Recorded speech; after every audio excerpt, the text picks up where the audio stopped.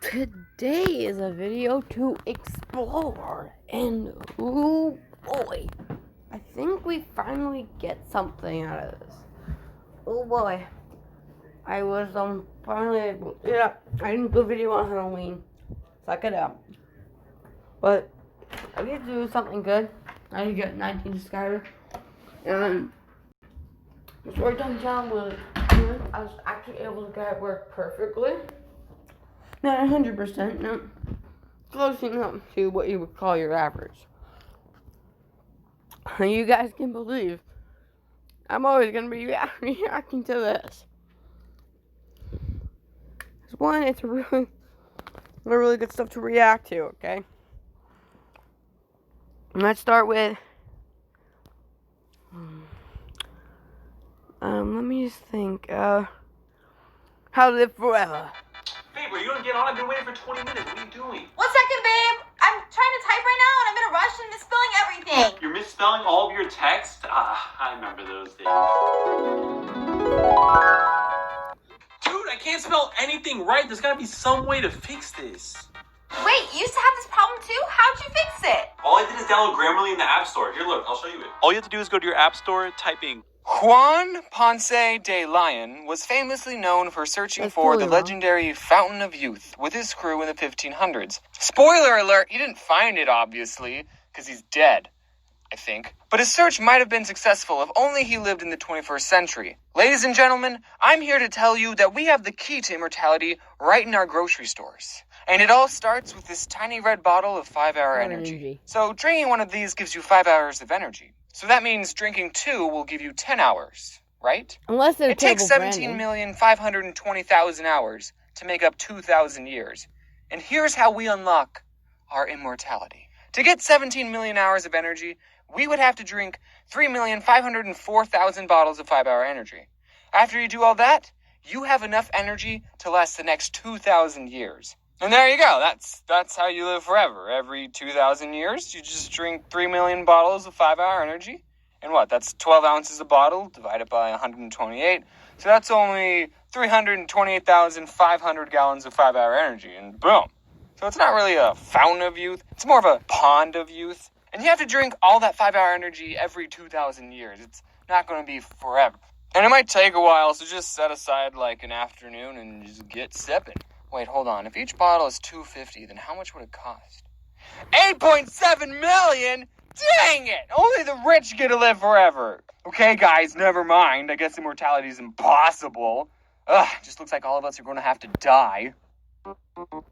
Whoa, unless things don't cost money anymore, which...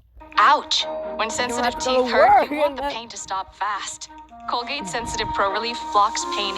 So I'm just going to get this out of the way. It has nothing to do with the video. But one year for Halloween, I dressed up as a bunny. I don't know why I thought it would be a good idea. Maybe I thought I'd be cute. But looking back at these old photos, I realized, man, I was cute. So me and my friends took trick-or-treating very seriously. There's no messing around. One year we practiced the path we would take a week before Halloween so our legs wouldn't get tired when the big day came. You have to be in top physical condition to go door to door and get free candy and then mess your whole body up again. So obviously now I'm a retired trick-or-treater, so I'm going to pass down my wisdom to anyone out there who is still trick-or-treating. A lot of people will say, to get the good candy, you gotta map out the whole neighborhood. Skip the ones who have Milk Duds and Whoppers. Okay, team, let's go. No, sometimes you can't. There was only one house in my neighborhood that gave out big candy, and my parents didn't want to drive me to the rich people neighborhood. So what are you gonna do? Well, me and my friends came up with a couple of ways to get the most out of your trick-or-treating. One time, my friend based his whole costume to maximize his candy pull. What did he dress up as? He dressed up as a newspaper delivery boy. What? That's really lame. No, it's actually really smart and genius. Let me explain. No, it's not. With his costume, he was able to ride a bike. That let him go from house to house quicker, and it wasn't so hard on his legs. And also, his costume had a built-in candy bag.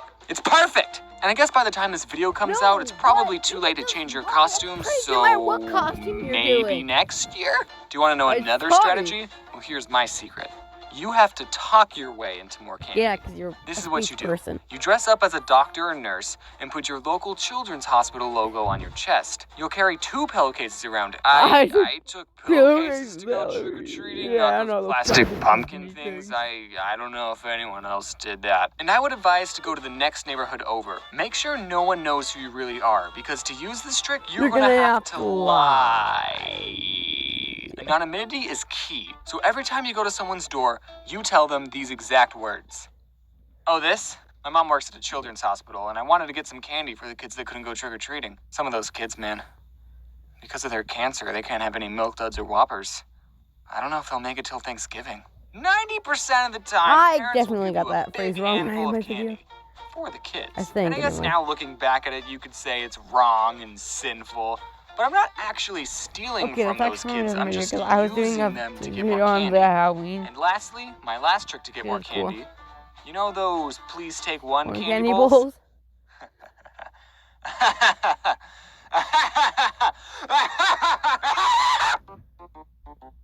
So those are my tricks in getting more candy for Halloween. Do you have any more ideas? Tell me below in the comments. Also, I draw comics. I don't know if you knew that. Yeah.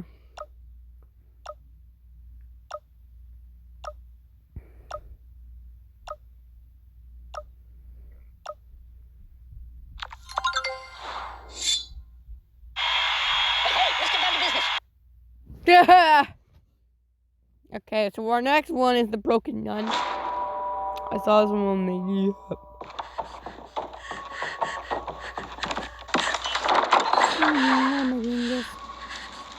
I know you're fine. What? This game is scary as hell. It's gonna be scary as hell, I know it.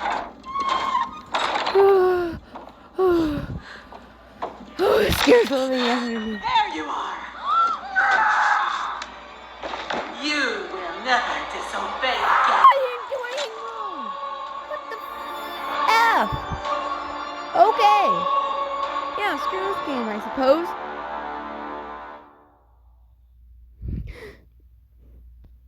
All life in the universe. All life in the universe. This is why he let him. Can you imagine if there was no time travel at all in Avengers Endgame? Meaning that the heroes won't be able to go back in time to collect the Infinity Stones and undo the snap. How would the Avengers bring the Dusted back to life? Well, it is possible that there is a way to still use the Infinity Stones even after Thanos destroyed them. And so it is time to jump into the What If machine and go on a wild journey as we will explore a completely different version of Avengers Endgame. Okay, before we begin, let's set this rule. The Avengers must use the Infinity Stones to undo the decimation. There is no other way. But if time travel is impossible in this what if, how will the Avengers get their hands on the Infinity Stones? Well, it's time to get creative and science-y. In Endgame, Thanos destroyed the stones. But that's kind of the thing. You can't really destroy the stones. It was confirmed by the Russo brothers that Thanos reduced the stones into atoms, meaning that the stones still exist in the universe, just not as solid rocks. But they are still present on an atomic level. And it's a good thing that the MCU has a hero that can go subatomic. Yeah, when Ant-Man travels into the quantum realm, he shrinks to a size that is smaller than an atom. And since the stones were reduced to atoms, Ant-Man's shrinking technology is the only way to find the stones on an atomic level. The Infinity Stones emit a specific cosmic radiation which can be traced. In 2012's Avengers, Tony Stark and Bruce Banner were able to track down the Tesseract using its gamma radiation. So maybe they can use the same technique to locate the atoms of the stones. I'm not sure if real-world science applies here. Tony Stark figured out time travel in one evening. So I guess when it comes to science in the MCU, you just need to roll with it. Besides, when talking about quantum mechanics, the possibilities might be limitless. So yeah, that's the main idea for this what if, but don't worry, it gets more interesting from here. Comixology is Amazon's premier digital comics, graphic novels, and manga reading experience. With over 100,000 books available, you won't have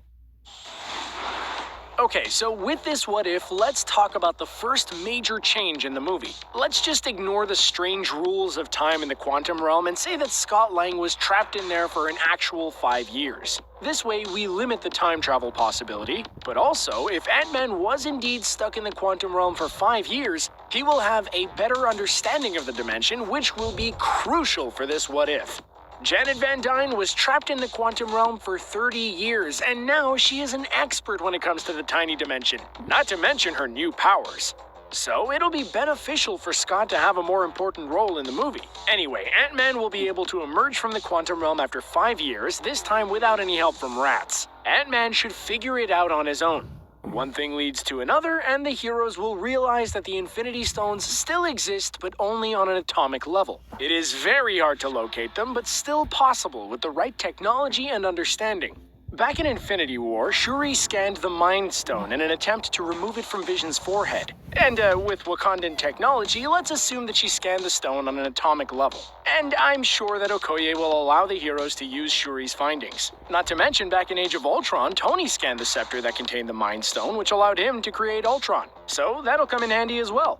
Iron Man, Wakanda, and Ant-Man all have impressive technology, something that should give the heroes the ability to track the atoms of the stones. Plus, let's not forget that Professor Hulk knows a thing or two about radiation. Also, I'm sure that Asgardian magic could come into play as well. Don't forget, the MCU established that Odin clearly had some connection to the Infinity Stones. And maybe that crucial information could be passed down to Thor with some Asgardian magic.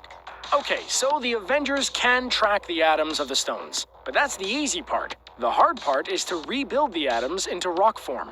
Atoms are, well, there are a lot of them. When trying to quantify atoms, you end up with some really crazy numbers. And since we're talking about the Infinity Stones, which likely have more atoms than stars, the task of assembling all of those atoms might be close to impossible. But it's still achievable with the right amount of technology, magic, and of course, plot convenience. So the way I see it playing out is that we'll have 2 teams. Team 1 will consist of Iron Man, Captain America, Professor Hulk, Black Widow, Ant-Man, and Hawkeye. This team will go subatomic and locate the atoms of the stones. Thor, Captain Marvel, Rocket, Nebula, and War Machine will travel into space to learn about the true nature of the stones, so they could understand how to rebuild them.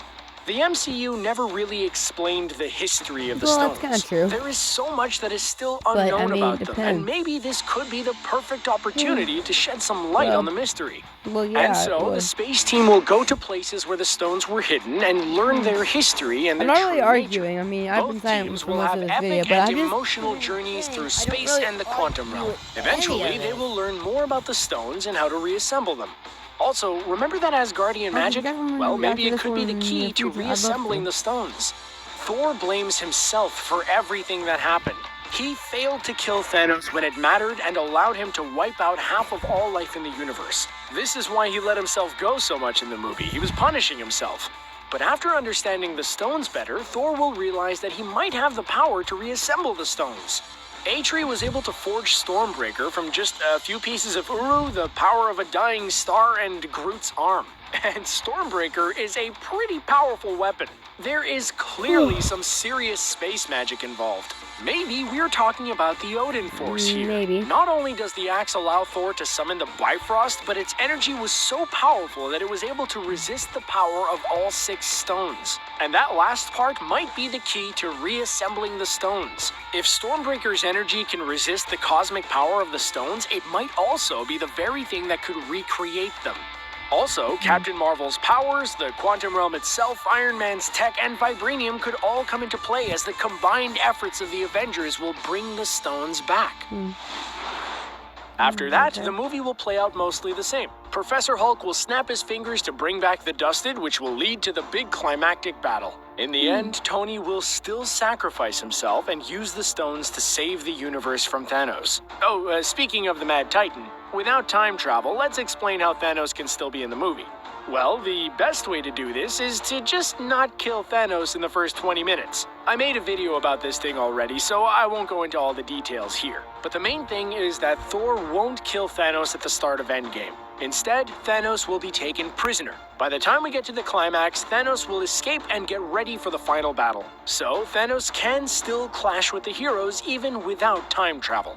Now, this is all well and good, but I will be the first one to admit that it is all very science-y. The time travel stuff in Endgame wasn't just about collecting the stones from the past. It was a plot device that allowed the Avengers to have emotional moments. Tony being able to say goodbye to his father was a key scene for the end of his arc in the MCU. I never got to say goodbye to Dad. I never got to say goodbye to my father. The same goes for Thor, who was able to reunite with his mother and get a new perspective about his life. But there is still a way for something similar to happen in this what-if version. Perhaps the heroes will somehow find themselves inside the Soul World. Since the Soul Stone's atoms are still out there, it means that the Soul World realm is still intact. The Soul World was only hinted at in Infinity War, but there is clearly so much more to the realm. Thanos saw a younger version of Gamora when he visited Soul World. And in a deleted scene from Endgame, Tony Stark got a chance to talk with a grown-up version of his daughter. The Soul World could be this spiritual realm that allows you to reunite with loved ones. Spirits of both the living and the dead. But what does this all mean for the end of the Infinity Saga? Avengers Endgame came to an end with Tony and Natasha's death, and Steve going back in time to return the stones and to reunite with Peggy. So Tony will still die, but I'm not so sure about Black Widow. Without the whole Vormir thing, she could still be alive and well at the end of the movie. However, without time travel, what happens to the stones or Captain America? Well, it's possible that Doctor Strange will make the call to either hide or destroy the stones. They are too dangerous, especially now that everyone in the universe knows how powerful they are. Maybe the heroes will agree to simply reduce the stones to atoms once again. Wanda is capable of that, and I'm sure that Captain Marvel will be more than happy to lend a hand. But perhaps before destroying the stones, Doctor Strange could do Steve a solid and use the Time Stone to send him back in time. So Steve could spend his life with Peggy in the past. And yeah, I realized that by using the Time Stone like this, I broke my no time travel rule. But I only used it here in the end. You can't end the movie without Steve having his dance with Peggy. We need that happy ending. And so, this is how Endgame could have played out without time travel. Of course, there are other ways for it to happen, and, maybe we'll explore them in the future. I gotta be honest, originally I was gonna use the multiverse as the solution. I planned to do a what-if where the Avengers will travel to other universes to collect the Infinity Stones. But the Infinity Stones are exclusive to their respective universe, meaning that if you take the Infinity Stones from your own universe and travel to another one, they won't work. So that's why I didn't use that idea. But if you want to see a what-if video where I use the multiverse in Endgame, let me know and we will figure out a way to make it work. So what do you think about all this? How would you reassemble the atoms of the Infinity Stones? Welcome guys to the first Fix this for me. Oh, okay, that's wrong. There we go. 17 minutes, wow.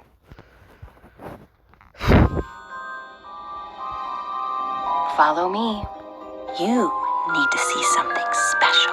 All the world is made of stories, and all of those stories are right here in the Book of Life. But the greatest story begins on the Day of the Dead. A day when spirits pass between worlds and anything can happen. Ah, look there. Two best friends. Oh, in love with the same girl. You two are acting like fools. Wait, me too? You picked yourself a feisty one. How about a little wager? I bet that Maria will marry Joaquin. Very well. Very well. By the ancient rules. The wager is set. Manolo, it's so beautiful. I will lose the wager. Fix this for me, old friend. I may not be the town hero, Maria, but I swear, with all my heart, I will never stop loving you. Manolo! This is quite the video. Where am I? You're in the Soul World. Welcome to the land of the remembered. Don't try to take it all in at once. This is incredible. Epic fiestas every day. And all you can eat too. My lady! Please help me reunite with the love of my life. If you complete these tasks, You will see Maria again.